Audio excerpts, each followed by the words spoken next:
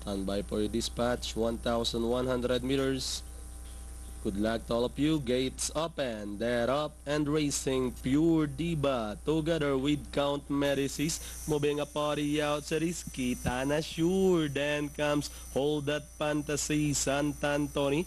Best of Biscuit comes next. Following by Baby Jade. Then comes Hoy Makati. My Heart's Delight. Marnelli running second last. Quattro Supra.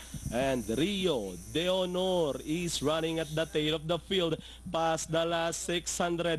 Kita na sure this time by about 2 lengths. Count Medicis running in second. Down in third is Hold That Fantasy as they swing to the last 450. Kita na sure this time by about a length and a half. Hold That Fantasy in second and Dory outside. Count Medicis closing in his entry number 1, Best of Biscuit.